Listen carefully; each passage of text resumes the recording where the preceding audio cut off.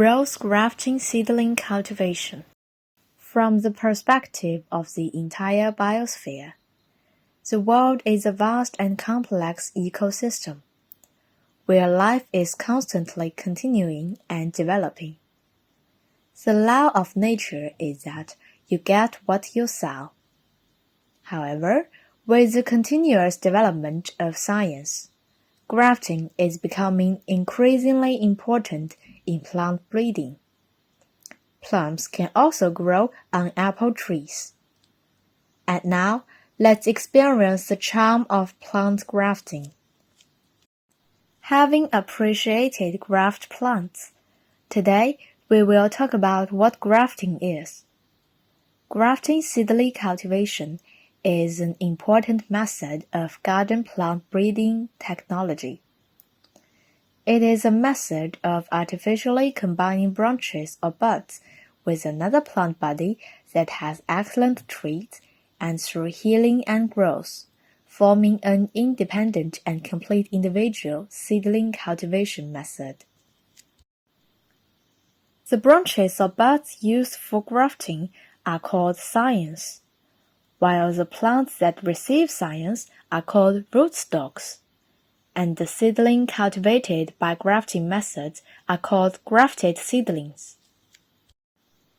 Grafting can truly reflect the various shapes of the original variety, with strong heritability and stability.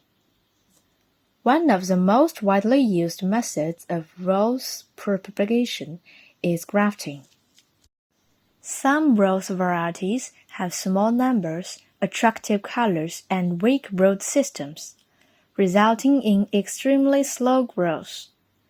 Using robust rootstocks for grafting can make these rose varieties grow strongly and enhance their disease resistance. Rose grafting generally selects roses suitable for the local climate as rootstocks, and commonly uses bud grafting. The advantages of bud grafting are simple operation method, fast grafting speed, high utilization rate of rootstock and scion, easy healing, firm bonding, high survival rate, and fast seedling formation. Below is an introduction to the most commonly used grafting method for roses, the T-shaped bud grafting, T-shaped budding.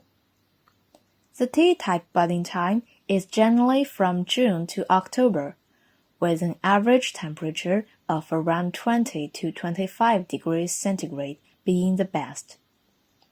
Before grafting, the rootstock seedlings should be cleaned, and the branches at the base and exercise braids at the top of the rootstock should be cut off. The remaining branches should be folded. For grafting, a horizontal cut should be made at the grafting site of the rootstock, cutting through the bark to the xylem, and then a 2 cm long vertical opening should be vertically cut from the center of the incision. 2 incisions are T-shaped, with incisions 1 to 1.5 cm above the ground.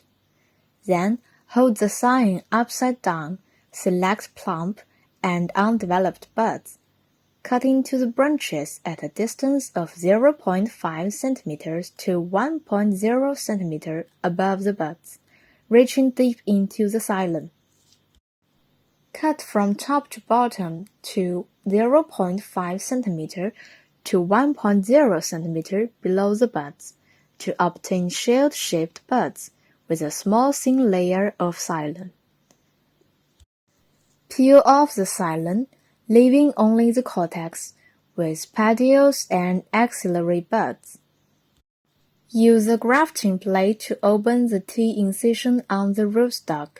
Insert the grafting bud into the interface, and be careful not to push the bud eye upside down, and use a blade to cut off the excess bud pieces along the T-shaped transverse incision, so that all the bud pieces are inserted. Wrap the bud pieces with the rootstock to align and embed the transverse incision of the bud pieces with the transverse incision of the rootstock. Finally, tie and wrap them tightly with plastic strips, paying attention to leaving the petiole and budhole outside and checking if they are wrapped properly. After 10 to 15 days of grafting, check the survival status of grafting. If the grafting interface is completely healed, you can cut off the plastic strip and touch the petiole left during binding with your hand. If the petiole falls off, it indicates that the scion is alive. If the stem does not fall off when touched, it indicates that the scion is dead. If the scion is found dead, it should be repaired below the original grafting position. Timely remove the new shoots of the rootstock to promote the growth of grafted seedlings. After successful grafting, if left unbound for a long time, the plant will be constrained by plastic strips and may not grow well or even die.